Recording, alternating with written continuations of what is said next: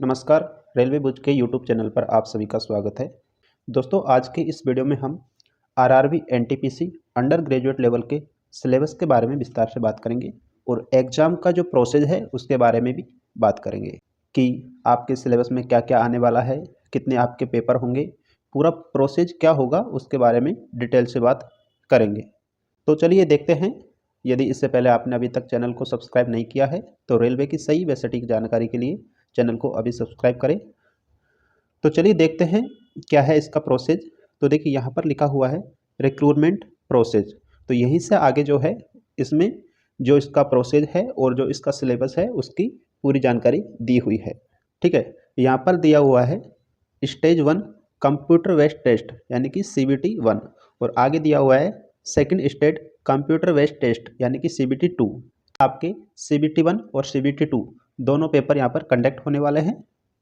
इसके बाद आप नीचे देखिए यहाँ पे लिखा हुआ है टाइपिंग स्किल टेस्ट यानी कि इसमें आपका टाइपिंग टेस्ट भी होगा। और ये सारी जानकारी मैंने पिछले वीडियो में बताई थी कि आपकी कौन कौन सी जो पोस्ट हैं उनमें आपका टाइपिंग टेस्ट होने वाला है। इसके बाद होगा आपका DB यानी कि डॉक्यूमेंट्स वेरिफिकेशन और ME यानी कि मेडिकल एग्जामिनेशन। तो ये है आपका जो एग्जामिनेशन सिलेक्शन का प्रोसेस है। और इसी में आगे हम बात करते हैं कि आपके जो CBT 1 और CBT 2 होने वाला है उसमें आपके जो पेपर होने वाला है उसमें आपका क्वेश्चन का वेटेज क्या रहने वाला है और आपके सब्जेक्ट्स क्या क्या रहने वाले हैं। तो सबसे पहले बात करते हैं CBT 1 के बारे में। CBT 1 का जो पेपर है आपका वो 90 मिनट का होने वाला है और इसमें आपके टोटल 100 यानी कि 100 क्वेश्चन आने वाले हैं। क्वेश्चन के वेटेज की बात करें तो ये आपके 40 question general awareness, 30 question mathematics और 30 क्वेश्चन आपके रीजनिंग के इसमें होने वाले हैं। तो ये है आपका CBT 1 का नंबर ऑफ क्वेश्चंस का वेटेज और जो कि 90 मिनट का है और आपके टोटल 100 नंबर का ये पेपर होगा। एक क्वेश्चन 1 नंबर का होगा। आगे इसमें बात करते हैं, नीचे दिया हुआ है जो PWD कैटेगरी के जो कैंडिडेट है उनके लिए 120 मिनट इसमें होने वाले हैं। नीचे लिखा हुआ है there will be negative marking and 1/3 mark shall be deducted for each wrong answer यानी कि आपके प्रत्येक एक गलत क्वेश्चन पर 1/3 मार्क आपका यहाँ से काट लिया जाएगा। ठीक है, तो ये है आपका CBT 1 का नंबर ऑफ क्वेश्चन का वेटेज और कितने मिनट का ये होने वाला है उसके बारे में। अब आगे इसके बारे में बात करते हैं कि इसमें आपका जो सिलेबस रहने वाला है वो क्या रहने वाला है।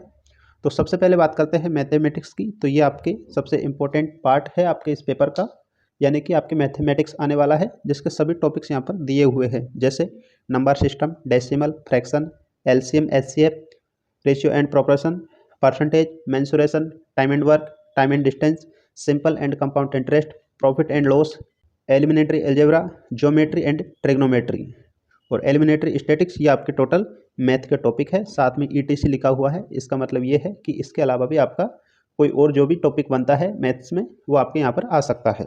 आगे बात करते हैं जनरल इंटेलिजेंस एंड रीजनिंग के बारे में। तो रीजनिंग के आपके यहाँ पर जो भी टॉपिक है वो यहाँ पर दिए गए हैं और साथ में इनके अलावा जो भी टॉपिक बचे हुए हैं उनमें से भी आपके यहाँ पर क्वेश्चन आ सकते हैं। नेक्स्ट बात करते हैं जनरल अवेयरनेस के बारे में। तो अवेयरनेस का यहाँ पर डिटेल्स दिया गया है।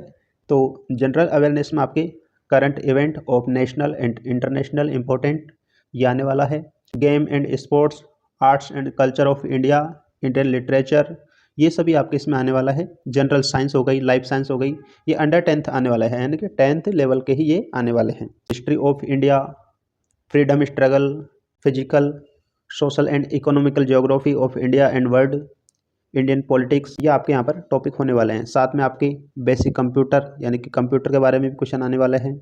तो ये है आपका जनरल अवेयरनेस का पार्ट जिसको आपको अच्छे से देख लेना है।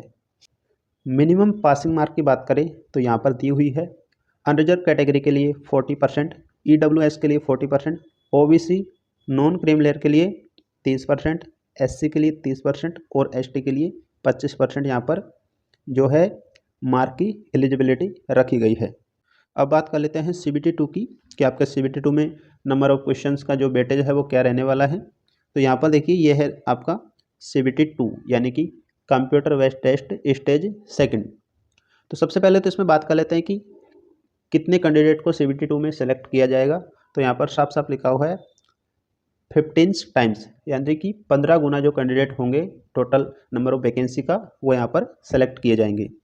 तो नंबर ऑफ वैकेंसी के 15 गुना जो स्टूडेंट है उसको यहाँ पर सेलेक्ट करके उनका CBT2 कंडक्ट करवाया जाएगा। CBT2 में आप देख सकते हैं ये जो पेपर होगा वो 90 मिनट्स का होगा। टोटल नंबर ऑफ क्वेश्चन होने वाले वो है 120, यानी कि 120। इसमें आपका जो सब्जेक्ट वाइज क्वेश्चन का वेटेज है वो है जनरल अवेयरनेस के 50, मैथमेटिक्स के 35 और रीजनिंग के 35। टोटल आपके नंबर ऑफ क्वेश्चन कितने हैं? 120। और समय आपको कितना दिया जाएगा? 90 मिनट का। साथ ही PWBD कैटेगरी के लिए 120 मिनट का समय दिया जाएगा। तो यह है आपका नंबर ऑफ क्वेश्चंस।